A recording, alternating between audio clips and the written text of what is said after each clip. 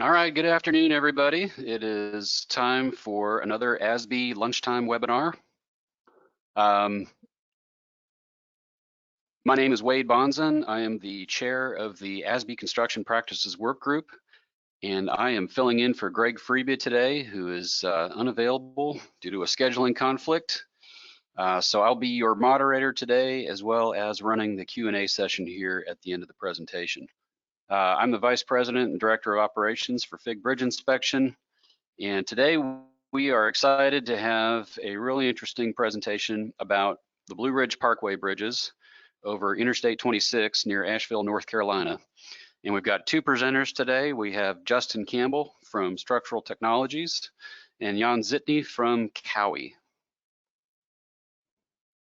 So before we get into the presentation today, I just wanted to make a few announcements. So we'll go through those.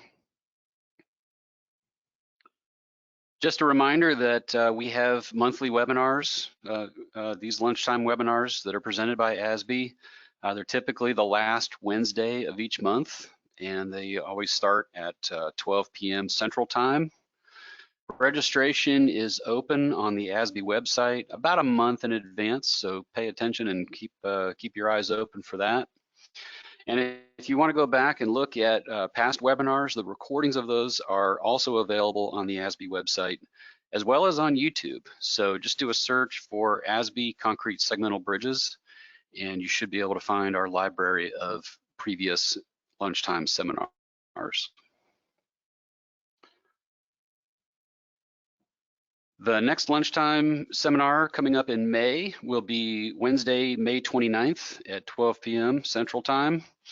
And the presentation will be on the design and construction of Chicago Transit Authority's first segmental bridge.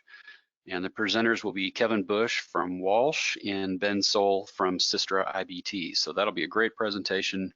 Mark your calendars for that one. Just a reminder, the Construction Practices Seminar, which is put on by my ASBI subcommittee, will be happening in the end of June, June 27th and 28th. It'll be at the Spring Hill Suites by Marriott in Denver downtown at MSU in, of course, Denver, Colorado. You can go to the ASBI website for registration information. There's rooms available at the hotel where the venue is, and there's probably some choices nearby in that area as well. That's going to be a great 1.5 day seminar. Also, the 2024 ASBI convention and committee meetings are coming up in October. These will be held in downtown Atlanta, Georgia at the Lowe's Atlanta Hotel. And that's happening from October 20th through the 23rd. And just a reminder, as a companion to the Construction Practices Seminar, as well as these lunchtime webinars, we strongly recommend that you download your free copy of the Construction Practices Handbook. These are available at the ASBI website. You can go to the Learn tab and then look for the Resources menu option there. It's a free download. This is a great document with lots of information about all kinds of different segmental bridge construction techniques in it, lots of information about casting yards and erection equipment and geometry control, post-tensioning. And we're in the process of updating this. The most recent version of this was from 2019, and our construction practices subcommittee is in the process of updating this document. So there'll be a new one coming out probably sometime in early 2025. So I just wanted to give you a few instructions specific to this webinar. If you lose your connection, you can rejoin the webinar in progress anytime. Just use that same link that you were provided in order to rejoin. Unfortunately, you will not be able to see any of the content that you missed while you were away, but you can always go back and watch the recorded version of the webinar in the future. Certificates for attendance will only be issued to those that meet the required minimum time for the session. And I've In my experience, the best thing to do here is to make sure that the GoToWebinar window on your desktop is the active window while you're watching the webinar. That way you'll make sure that you maximize the number of participation minutes there. Please allow about a week for your attendance certificate to arrive via email, and that'll happen automatically, so don't worry about that. And then at the end of this presentation, we'll do a Q&A. And there's a couple ways that you can submit questions. Unfortunately, we don't have a way to do audio questions, so these will just be questions in writing.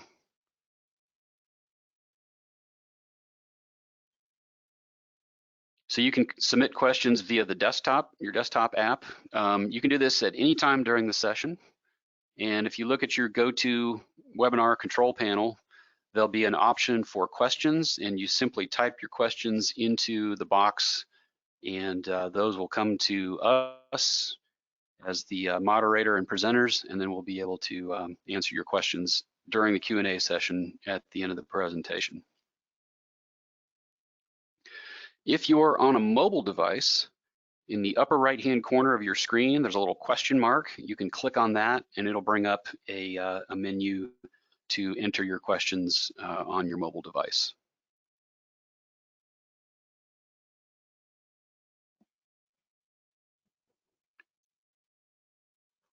And just a reminder that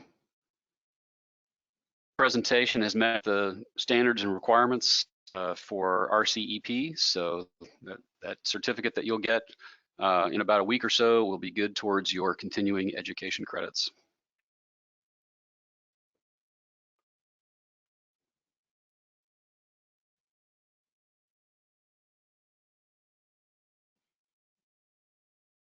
Okay, our speakers today are Justin Campbell. Justin is the branch director and also a project director for Structural Technologies, VSL. Justin has 28 years of experience in civil construction, including global experience in all the world, including Asia, Europe, Russia, and the Middle East. He's currently based in the great city of Dallas, Texas. And his specialization ranges from post-tension concrete structures all the way through precast segmental bridges as well as cable-stayed bridges. And Justin has worked on some great projects, including the largest automated metro system in the world, the largest 3-span cable-stayed bridge with overlapping stays in the world, and the highest deck cable-stayed bridge in the US.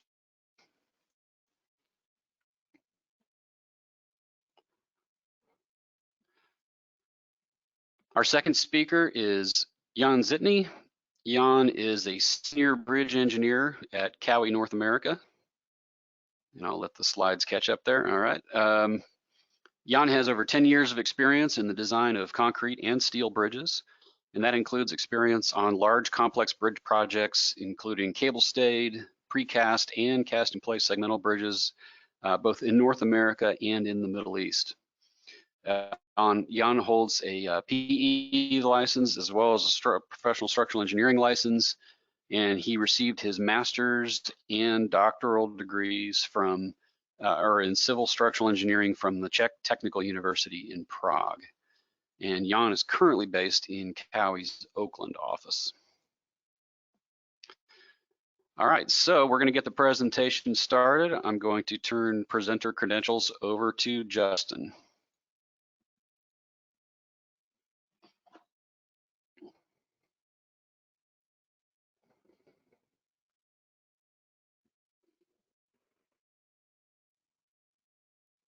All right, Justin, you have the floor. Don't forget to unmute yourself.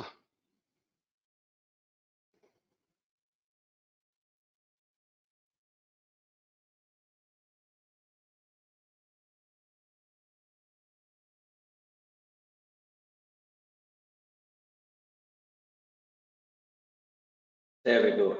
You allowed me permission. Thank you for that. Yes, so we are here today. Thank you for everyone joining. We're here today to talk about the Blue Ridge Parkway Bridge over the I-26. This is a precast segmental bridge, which Jan and I, including another gentleman from COWI, Ivan, presented at the November ASBI seminar. and we had some very good feedback and requested to repeat here the presentation. Now you'll have to bear with me if you hear a little echo. I'm on a construction site on another precast segmental bridge right now, and I'm in an acquired container Connex just to get some quiet time. So obviously the purpose of the webinar is in relation to this precast segmental bridge, and we would hope to present to you some of the precast works performed on the substructure piers as well as the superstructure, some efficiencies and cost savings on this particular job by reusing particular parts and equipments. And then we'll look at the segment lifter in a very brief level, but on how simple that machine was. We'll look at the construction false work and what we did in relation to creating some support as we built the balanced cantilever bridge. And then Jan is going to talk about the BRIM workflows and the analysis models during this construction engineering. So just to, again, Greg's happily introduced us, but the first segmental bridge I did was 25 years ago out in Singapore. I also did erection and segment erection of 25 segmental bridges in Dubai in the Middle East. And then, of course, now this is the first one in the States for a while, but had the good fortune to work on this precast segmental bridge here. And Jan, if you just want to introduce yourself a little.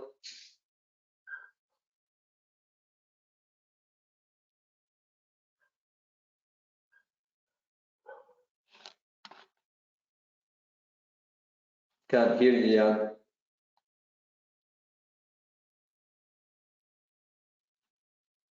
Okay, well, as you heard from Greg, Jan is with COWI, and he has been with them for 9 years.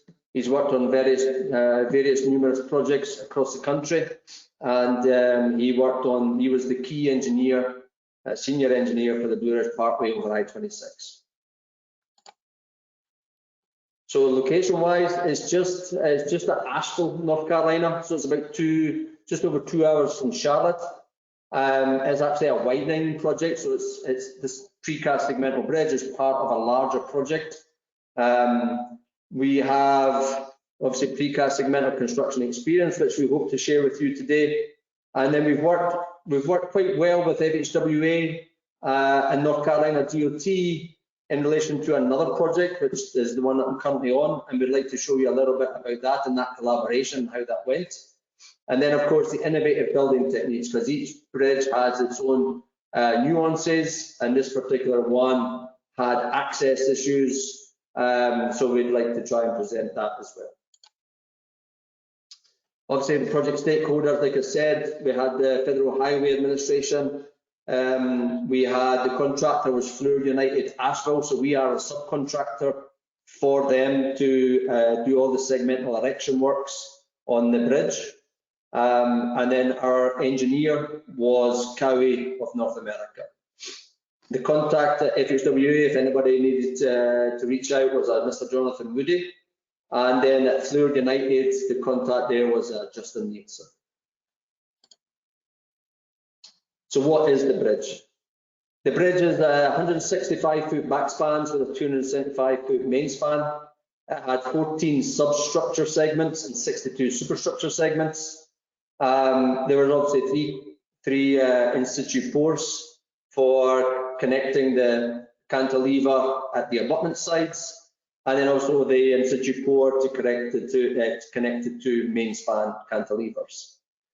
We had cantilever post-tensioning along the top, the VSL post-tensioning system as the cantilever, and then internally we used the VSL post-tensioning system for the continuity PT. Interestingly, from this project, the access was only from the main span side, and we had to obviously work within any phased road closures that we were able to achieve. The back spans, there was a lot of rock, a lot of earthwork that we were not allowed to touch. So that meant that the only way was through the main span. And as you can see from here, you can see we were in quite a tight constraint across the I-26, and you can see the backspans in the background and how steep they were, which made it very impractical to create any kind of shoring system to support the whole backspan. The traffic was live constantly, and through phasing, we were able to obviously work on one side of the road or the other side of the road. In order to put a crane, we used a 440-ton crane to be able to pick up the segments. And then from there, at least we can get them up to the deck level. And then at deck level, we were able to manipulate those, and I'll show you that in just a second. So the precast pier itself, obviously, as I said, there was 14 of those. Now the weight ranged from about 45,000 pounds to 78,000 pounds, so not significantly heavy. And then fortunately enough, from a crane perspective, the radius was able to be within 50 feet. So that was not too critical. Obviously, the weight of the superstructure segments were going to define what size of crane we were going to use. The maximum height, pier height, was 56 feet, and the minimum pier height on the other side was 45 feet. And we used coastal precast down in Wilmington. So location from Asheville to Wilmington was about 8 hours. So the segments had to be trucked from Wilmington up to the project site. Now the precast superstructure, this was going to define what size of crane we needed to have on site. We had a maximum weight of 184,000 pounds, and that was the EG abutment segments. The pier segments themselves, we were able to manage the weight a little to make it less than 184,000 pounds. I'll show you why. The height varied from 16 feet tall to 8 feet in the middle. And again, these were cast in coastal precast systems in Wilmington, so they had to be trucked as well from Asheville up to the project site, up from Wilmington to Asheville. Now, in order to manage some of the weights, of course, this pier segment, if we had cast it as a full segment, it would have hugely exceeded 184,000 pounds. So what we did was we halved the segment. So the segment width, in this case, we made it a 6-foot segment, and that created around about 174,000 pound segment, which we were able to then pick with the crane. This was ideal, of course, because then we had one type of crane on site. We had one set of hydraulics.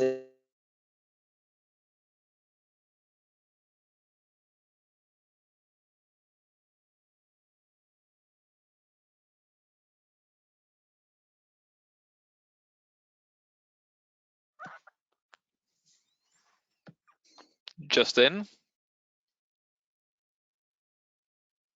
Seems like your battery is slow and you lost your audio.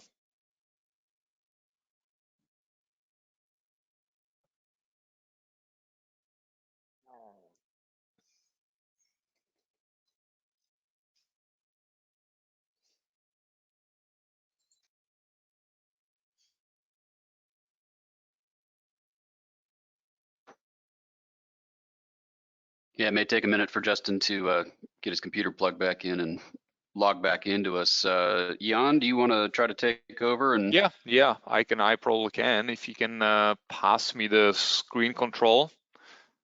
Coming at you. Perfect. Yeah, so sorry for a little inconvenience, and try to pick up where Justin was saying. And so he was basically speaking about the segment weight control and the pier segments being divided into 2 half segments to allow for reasonable picking weight and utilization of the same kind of crane for both pier segments and the remaining superstructure segments. I think one of the most specialized equipment used on this job kind of was the lifting frame. which came from overseas from VSL International. I think it was originally designed for bridges in Qatar, and so Structural Technologies brought that piece of equipment from overseas, and if you can see, it's like a rear feeding system, kind of like a segment lifting frame, which can grab the segment from the back, rotate it, push it all the way to the front of the cantilever, rotate it again, and set it in place and hold it in position while the epoxy is being applied and the PT bars are getting stressed. So this piece of equipment was definitely necessary for this job. As as Justin mentioned in the beginning, there was basically no heavy equipment access into the end span. So I think this made for Structural Technologies having this equipment internally within the company made the project successful. Couple little smaller equipment pieces was, for example, this segment picking beam, which was used for both. We were able to adjust the location of the lifting points for all the superstructure and substructure segments, so the same lifting beam equipment could be used for every single piece of precast unit on the job. And the good part was this lifting beam was able to kind of pre-rotate the segments when they were erected, so it kind of nicely followed the super elevation of the superstructure. One of the last but not least equipments used on the job were these deck trucks, because the lifting frame, it takes a while to launch the lifting frame. So the lifting frame always was positioned at the tip of the cantilever, but at the same time, as the cantilever got longer, the crane, the ground-based crane was positioned in the main span. So we had to somehow get the segments from the main span to the segment lifter in the end span to erect them. And that's where, again, Structural Technologies utilize some of their existing inventory and actually brought on site these trucks, which were operated on rails, and always the crane, when the truck delivered the segment on site, pick it, set it on the 2 trucks, which hauled it towards the end of the segment lifter, and the segment could have been erected. All right, I mean, I think this was kind of end of Justin's, so I'll jump into mine, which will be about the construction engineering, and later on about the parameterization part of the presentation. So basically, as was mentioned in the beginning of the presentation, COWI served as a construction engineer for Structural Technologies, overseeing the substructure and superstructure erection on the bridge. This slide kind of outlines our scope of work. So apart from kind of the traditional construction engineering tasks like construction structural analysis and temporary work design, I would really like to highlight the footing redesign of the bridge, which was one of the main items on the critical path to make this project successful with the selected means and methods. Let me begin by discussing the most critical phase of the superstructure erection, which influenced the design of the majority of permanent and temporary structural elements. Due to the absence of the heavy equipment access in the end span region, the heaviest superstructure precast segment, which was the abutment segment and weighed over 90 tons, had to be erected from the tip of the balance cantilever. We kind of developed an erection sequence that balance the end span shoring size and the earthworks being done in the abutment region with the unbalanced loading on the cantilever and the related stability tower and foundation demands. In the picture, you can see the critical construction stage schematics. In the top right picture, the segment lifter itself weighs more than 75 tons. So kind of if you combine it with the weight of the abutment segment, we basically have to counter-react the overturning moment by utilizing unbalanced erection stage. So you can see that there are actually 12 segments erected in the main span and only 11 segments erected in the end span. And also there are 2 counterweights placed in the main span. So this just gives you an idea how big was the overturning moment. However, once you actually set the segment on the shoring, you don't need anymore that such a huge amount of counterweighting in the main span actually plays against you. So one of the counterweights was actually continuously rigged by the crane during the setting operation, and immediately once this heavy segment was set on the shoring, the counterweight was lifted from the superstructure to prevent any stability issues during erection.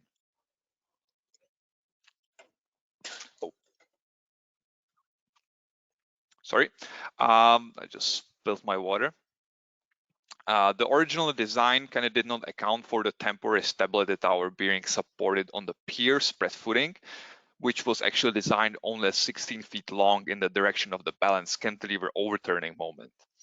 And in order to accommodate the demands of the critical erection stage, which I just kind of showed in the previous stage, and at the same time support the temporary tower on the permanent pier footing, we had to redesign the bridge foundations. We basically increased the size of the footing to 24 by 24 feet. And because it was spread footing, when the overturning moments were pretty high, we actually designed 17 2¼ inch ground anchors, which were asymmetrically installed on the footing to counter-react the kind of continuously unbalanced erection method in the end span. You can kind of see that, on the picture, you have more anchors on the main span side because the segment lifter weight continuously unbalances the cantilever into the end span. Okay, next slide. So the balanced cantilever is supported by a temporary stability tower during construction. Initially, we designed the temporary tower as a steel modular structure with 4 braced columns, support beam, and a slider beam on the top. However, the prices, during pandemic for steel kind of skyrocketed, so we had to come up with the alternative solutions. So we took the existing kind of steel tower design and we replaced the steel tubular columns with precast piles and modified all the bracing connection plates to WT sections so they could be kind of attached using drilling holes and tie rods. Due to the critical abutment segment erection phase, the superstructure is supported by 4 1,000-ton jacks during erection. And to avoid the need for an oversized cap beam, we kind of position the tower legs directly below the box girder webs, as you can see in the top right picture. But due to the precast size of the precast column, you can see we couldn't use a traditional longitudinal bracing of the columns in the longitudinal direction. So we designed a lateral bracing system as a compression only with external ties, which is kind of shown in the bottom right picture.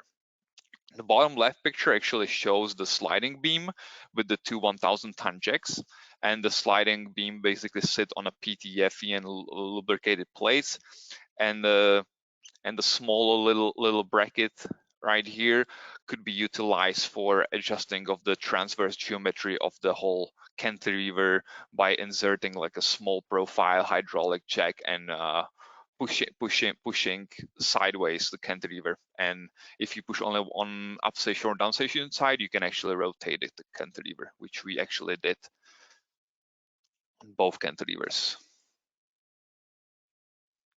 All right, the modification of the steel module tower to precast concrete columns presented several advantages as well as some drawbacks. Kind of the standard 30 by 30 inch precast concrete piles are usually available and highly cost effective. And the design of the bracing connections allowed for an easy on-site field drilling and kind of easy assembly. But on the other hand, there were some limitations. The height of the tower is kind of restricted by the transport length and also by the picking weight of the tower during erection, and mainly during removal, because that's when the tower is kind of like shielded from the top by the superstructure, and structural technologies had to come up with a pretty big spreader beam and kind of externally rig the tower to put it down. In this project, the taller pier was erected first, so that kind of allowed us to, just move the tower to the other part, cut it shorter, and reuse it on the secondary other pier. But kind of the likelihood of reusing such system on a different project is kind of very low. The picture on the left shows the kind of the pre-assembled tower being lifted, and the picture on the right shows the tower already erected, waiting for supporting the superstructure. So for the end span shoring, we have again tried to maximize the use of the existing structural technologies inventory. And the shoring system was designed with 2 longitudinal double W steel beams supported by transverse and longitudinal spreader beams, which in turn were kind of sitting on a crane mats and gravel bed. And this slide shows the end span erection sequence where the shoring actually extends below the cantilever superstructure segment number 12 out of total 13. And before actually erecting the segment number 12, all the end span segments are like one by one placed on the end span shoring and slid towards the abutment using strand. This sequence involved the, again, use of PTFE pads, and kind of each segment was supported on hydraulic jacks, which were sitting on these steel shoes, which were kind of wrapped around the slider beam and provided some stability, and also possibility to adjust the geometry transversely when being launched. Here are a couple good pictures from the erection. Interestingly, when we came up with this erection sequence, the abutment bearing pedestals have already been cast directly in collision with the optimal kind of sliding support location. So as you can see in the top right picture, once the abutment segment actually arrived to the abutment, the sliding supports had to be relocated to avoid the direct collision with the bearing pedestals, and so that allowed actually to get the abutment segments over the bearing pedestals, and then slowly each other segment was put on the sliding, and using either strand on PT bars was slid towards the abutment segment, which was kind of rigidly already anchored at the abutments. For the precast column, we introduced small design modification to achieve more precise pier column erection. Originally, there was a 3-inch cast in place joint, which we were kind of like a stitch joint, which we replaced by 19-inch deep cast in place base segment, allowing for placement of 3 alignment jacks, as you can see in the middle picture. Initially, as the first pier column segments were really short, or shorter than the remaining ones, we actually suggested to erect 2 segments and dry fit them and align the geometry, then remove the jacks, set the bottom segment on shims, remove the jacks, cast the base segment, and when the base segment was cured, actually remove the top segment and continue with the standard operation, kind of applying epoxy and erecting segments and tying PT bars.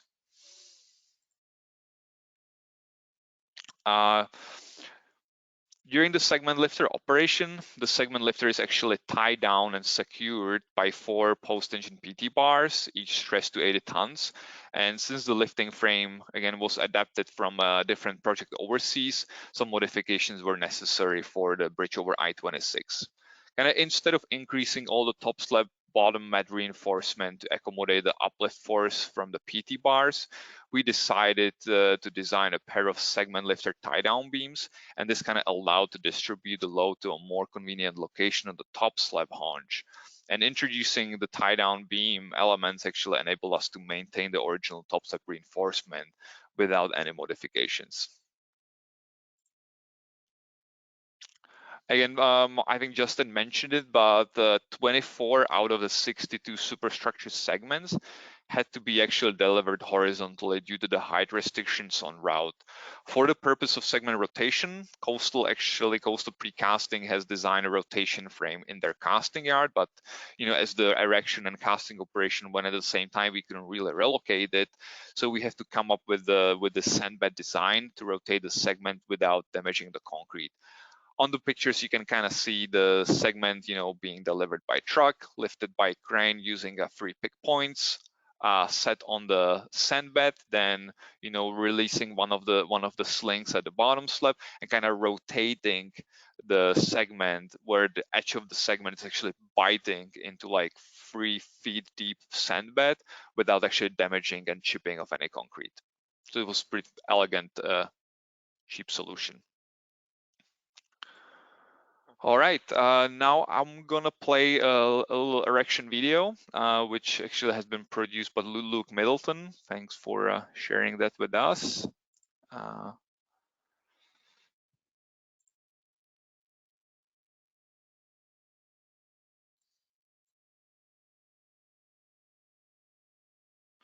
So this is kind of initial stage of setting first. It jumps pretty quickly. This is from the casting yard. Casting of a superstructure segment, again lifting operations on the pier to pier column. You can see the second segment being lifted for dry fitting. This is already one pier half erected, applying the epoxy. Second half being of the pier segment being erected. This is already the erection operation using the segment lifter. And in the main span using the ground-based crane and the stressing platform.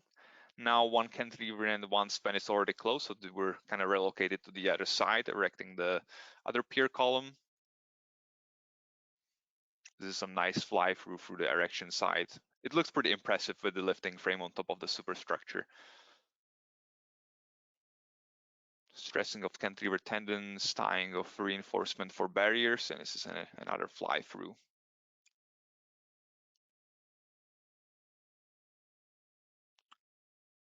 And this is probably lifting of the last precast segment, which was the segment 13 on the first cantilever. And basically to give you a construction update, last week the span 1 was closed, and next week the main span, the span 2, will be closed, and the whole superstructure erection will be finished. And so will be our scope of work. I will jump into the presentation. And I will now speak about the kind of parametric design. And just in the beginning, just to demonstrate the power of a parametric design, let me just quickly introduce another precast segmental bridge on the Blue Ridge Parkway. We're currently working on structural technologies, where actually Justin sits on field and lost a power and connection. So Blue Ridge Parkway Laurel Fork Bridge is a 3-span precast segmental bridge with the main span 230 feet long and the side span 155 feet long. The overall width of the superstructure is 29.5 feet, and the bridge is in a constant vertical grade and it's in constant horizontal curve. The superstructure consists of 56 precast segments and 3 cast in place joints. The pier columns were originally designed as precast, but were redesigned as cast in place. Even though the bridge looks kind of almost identical to the bridge over I-26, there are significant differences in the segment and PT layout, as well as in the superstructure geometry. Precast segmental bridges are usually the most efficient, cost efficient, if you can reuse the existing precasting form, which we could achieve on Laurel Fork Bridge by modifying the box girder cross-section to match the cross-section shape of the bridge over I-26. By these modifications, we actually became the EOR of the project, even though the original design was designed by FHWA. Overall, the box girder cross-section for Laurel Fork is more narrower, and the picture on the left shows the initial shape. Middle picture shows the removal of the bottom slab haunches and the modification of the top slab haunches. And finally, the right picture shows the modified superstructure cross-section. The casting form from I-26 could be utilized on this project by just reducing the form's core width. But every other piece of the formwork stayed the same. So again, really cost-efficient modification. On on this project and on bridge over I-26, we have utilized what we internally call for a parametric design approach. This process kind of optimizes the structural analysis, structural design, CAD production, and geometric control and engineering support through use of Excel and Grasshopper as a kind of like a single source of input, which help us tie all the information from different, project disciplines together. Grasshopper also allows us to send the parametric data directly into our analysis software, Sophistic, and produce inputs for our 3D production models in Autodesk Inventor. For this purpose, we have developed what we call a segmental bridge Grasshopper template. For those who don't know the software platform, Grasshopper is basically a visual programming tool in which we have developed a set of kind of in-house components and functionalities to generate bridge alignment, superstructure segmental layout, geometries, and post-engineering geometry. This allows us to generate kind of any segmental bridge geometry and analysis model in a matter of hours or short days by just modifying the standard kind of inputs for segmental bridges.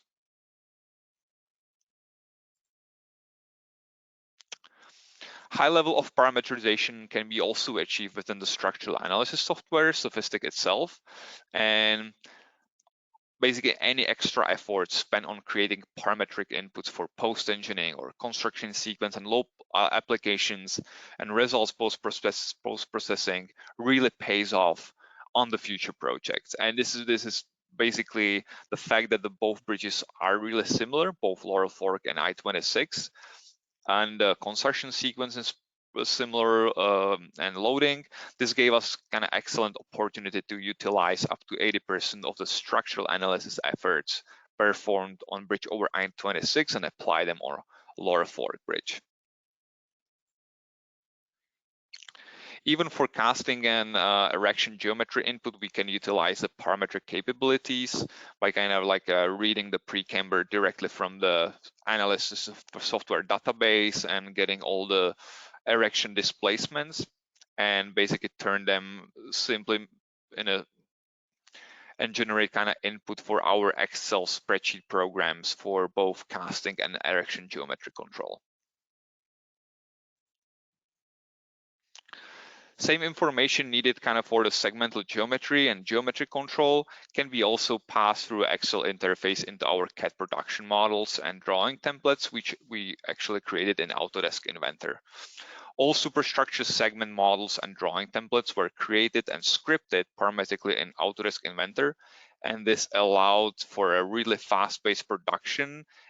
And we can actually spend more effort on a quality control, and which kind of results in overall higher quality product, as every step is more thoroughly QC'd and it's a part of an automated process, which kind of decreases the risk of drafting errors.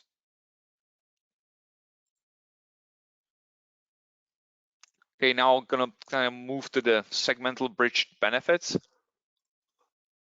and kind of conclusion of our presentation. So this slide kind of underscores the mutual beneficial aspects of our approach for the owner, contractor, and engineer. By reusing casting forms, erection equipment, and temporary works, among other elements, we not only realize a high return on investment, but also expedite project delivery without compromising quality.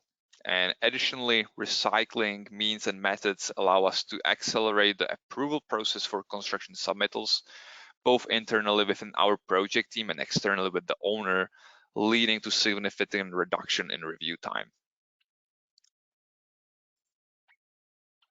The use of bridge information modeling, automation, and parameterization processes enables development of project templates on multiple levels of the design and construction and allows the swift modification between bridges of the same bridge type. As a result, we experience rapid development of structural analysis models, granting us more time for thorough evaluation and quality process. Moreover, by reusing parametric 3D models for integrated shop drawings, we significantly reduce production time and foster familiarity for both QC and also for the casting yard and erection site. kind of conclusion leads that the working on such a project in such environment really kind of fosters the collaboration between the contractor and the engineer and helps to build a successful relationship. And basically this was just in slides, so sorry for not really being prepared, but I think the main message here is working on several bridges and optimizing our processes as a team, engineer and contractor, can bring any other owner into the question mark position, and we will be ready and able to kind of deliver a high quality product as a team. I think overall the I-26 bridges kind of is defined by the construction sequence, the strict environmental protection requirements and limited construction equipment access. And the segmental bridge project is a great example of kind of natural benefits of segmental bridge construction. And thank you for your attention. Sorry for Justin being dropped off, and I will be ready for any questions you might have. Okay, great. Now, just a reminder to everyone, you can type your questions in the question box that's provided in your control panel for the GoToWebinar. We do have some questions here. And by the way, Jan, great job taking over for Justin. Sorry to hear that he lost power at the project site. But I do know that Laurel Fork project site is kind of in the middle of nowhere. So it is kind of rural, yeah. Sometimes. You did a great job. Thank you for filling in for Justin. All right, so we've got some questions here. The precast piers for the I-26 project, it looked like in one of the drawings that they appear to narrow in their cross section as you increase upwards in height. Is that the case? Yes, that's correct. They're basically in the longitudinal direction of the bridge. They have a constant dimension, but in the cross section, they narrow up. Okay, so how was that accomplished with the formwork that they used out there for the precasting? Maybe I can try to move into that slide. You still see my screen? Yes. Perfect. I shall believe that the outside shape was still the same, and the only part which was getting narrowed was in the middle, where it's like a flat.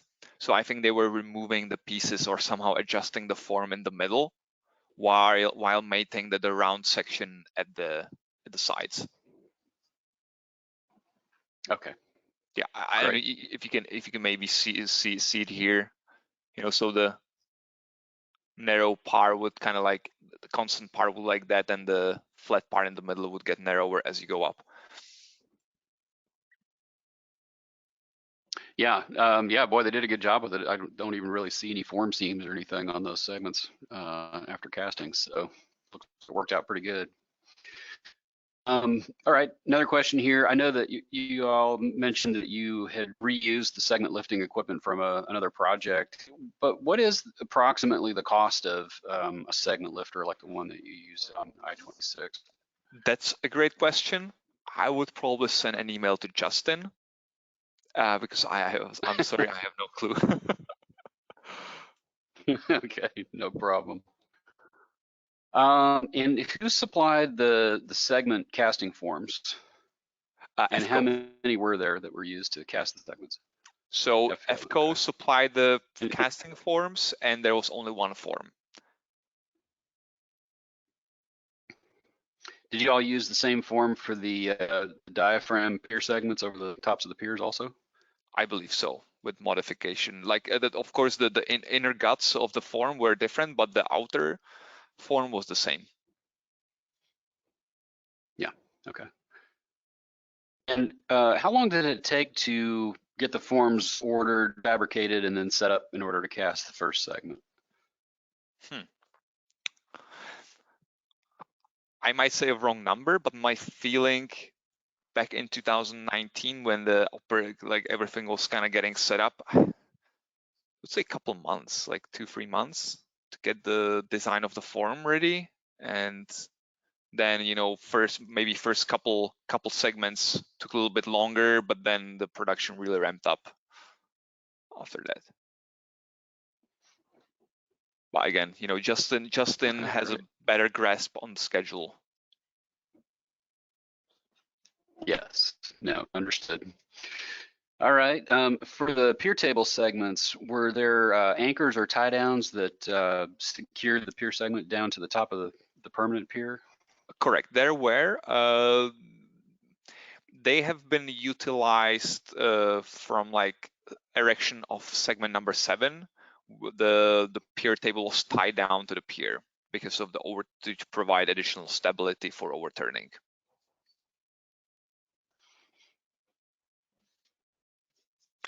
And also basically, Okay. and I don't think the picture is there, but it was shown in the video that the tie downs were heavily used when actually the pier table was erected to provide the stability of the half segment because before the other half gets erected as well. Then I think once the superstructure got over the permanent temporary jacks on the tower, the tie down bars were removed and they were like re-stressed, or they were kept in place but not pre-stressed, and they were pre-stressed from segment number 7 onwards.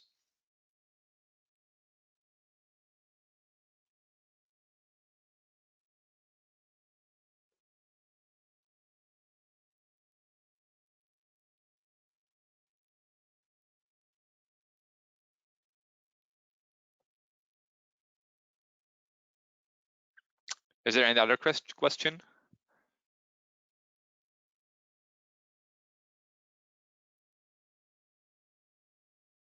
Maybe we might have lost the organizer as well. I mean, if that's the case, I don't see the question myself. Okay, Jan, can you hear me? Yes. Lost audio. Yeah. For a minute there.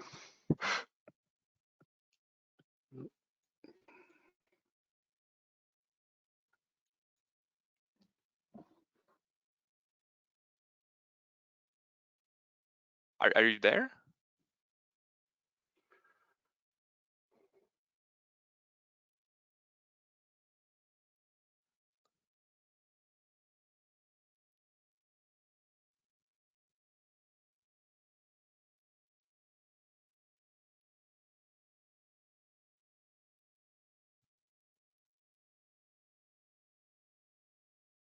Okay.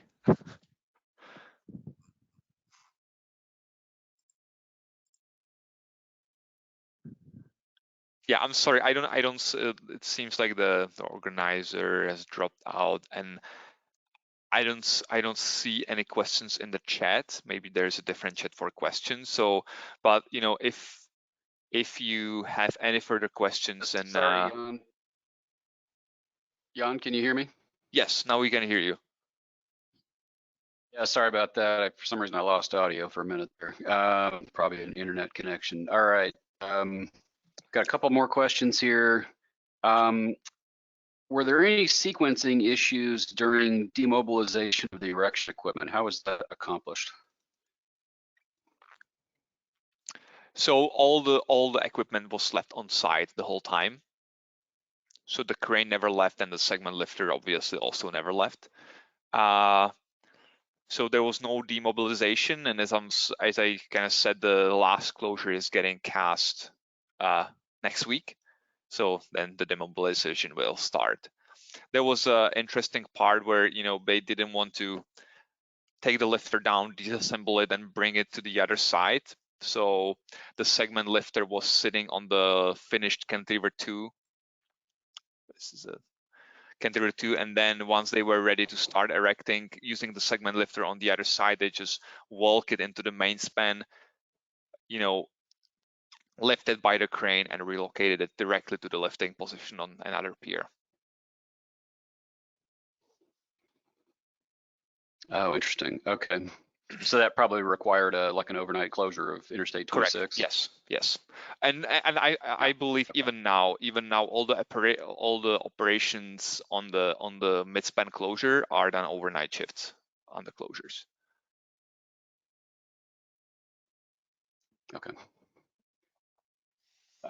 Here's a good question. The tendons, were they grouted, or did you guys use the new wax fillers for those? No, these are all grouted tendons. No flexible fillers used.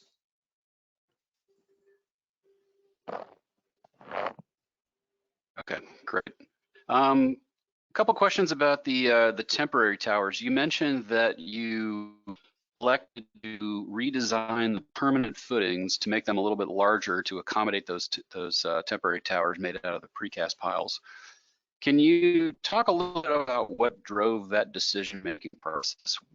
What was it about the separate foundation temporary tower that you decided to make that change? Correct.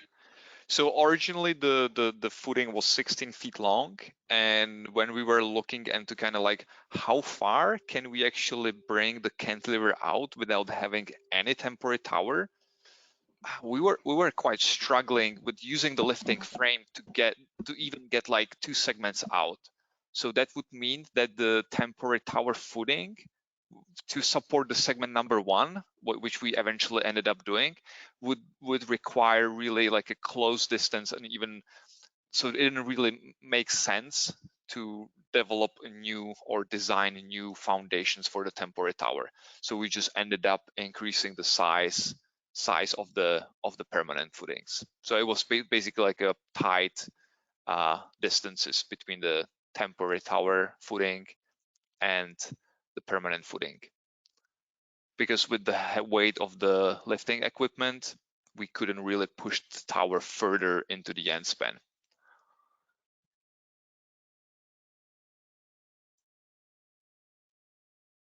Okay.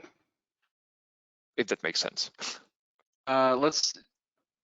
Yeah, I think so. Yep. What was the connection? What did the connection detail look like for the precast pile where it, connected to the permanent footing? So we basically designed like a kind of field drilled steel angles.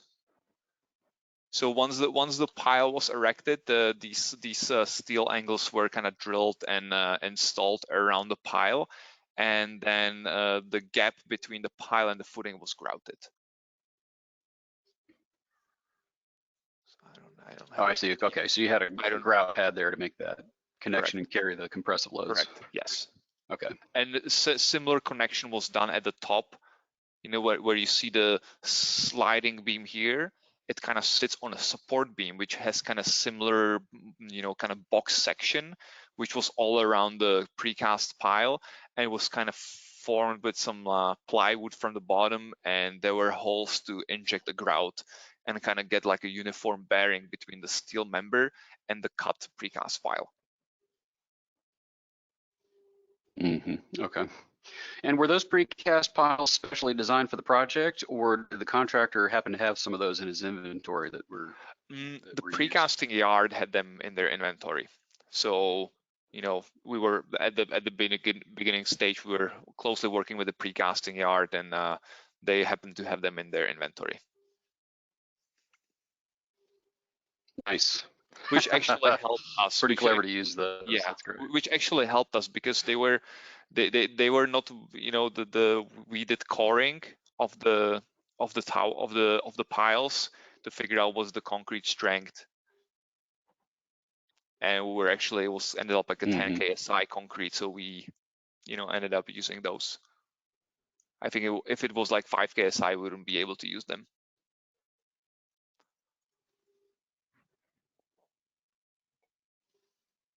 Understood. Okay. Good. And then how are the temporary towers precast removed from underneath the completed bridge? Yeah, so that's the tricky part. I'm not sure if I'll be able to show it here. So we have a cross section. So basically, the structural technologies have developed a sequence where they have like a spreader bar below the box section, wider than the box, another spreader bar at the top with the slings running vertical, and then here from the bottom spreader bar there is a slings running kind of diagonal to the tower. So when the jacks are released and all the external ties are untied, basically the gap between the top spreader bar and the superstructure is big enough to allow of, kind of lowering down the tower on the ground. Did I success explaining it? Yeah, I think we get the gist, but yeah, it sounds like a pretty complex operation. It is complex operation. Don't take me wrong. And again, there's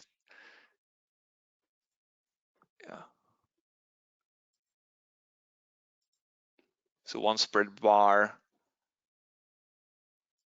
kind of another spreader bar, but the distance here is like pretty big. And then like a slink on one side and the other side. And then kind of like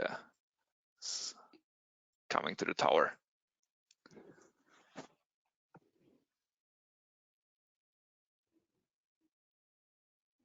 Mm-hmm. Okay. Great.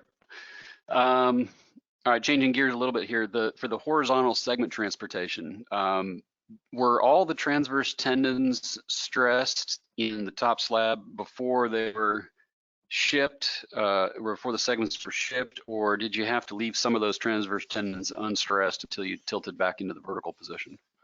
No, everything was stressed. Everything was stressed in the casting yard.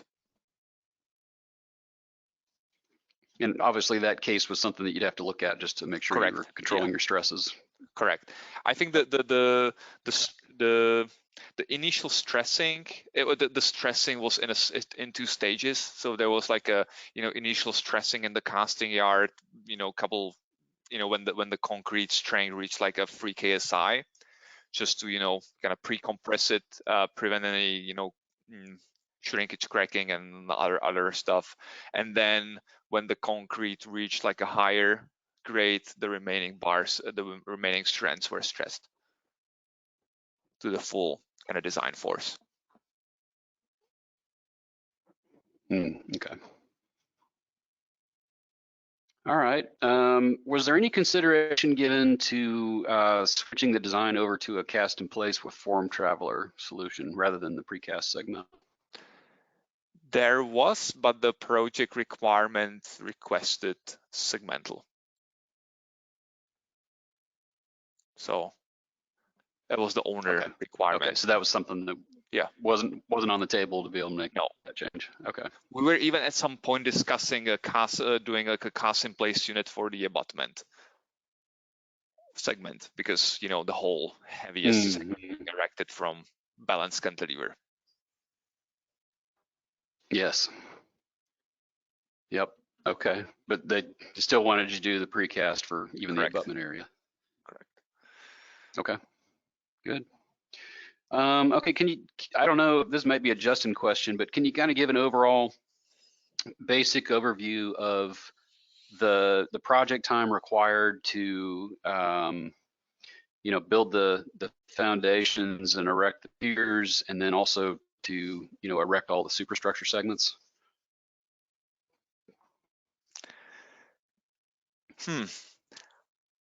That's probably more just a question. I know that when the team got really running, it was basically a segment erected in 2 days, a pair of segments. So one day they erected the segments, applied the epoxy, stressed the bars. The next segment they pre-stressed the cantilever tendons. So 2-day cycle for superstructure, typical segment erection. Of course, there were some delays in the project because the one side of the I-26 had to be finished, so the construction can relocate to the other side. So there were some delays like that, but in general, 2-day cycle per segment. All right, very good. Okay, well, that basically takes care of the bulk of the questions on the project. On the presentation, we're just a little bit past our time here. I wanted to thank everybody again for being a part of or taking this whole presentation in, and apologize for any audio issues that we've had and clips and everything else. But thanks again to everybody for attending. And again, look for your certificates to be presented to you via email here this week. And there will be an opportunity to get a copy of the slides, and we will make those available to everybody here in the very short future. So thanks again, everyone, and have a great day. Thank you for attention again.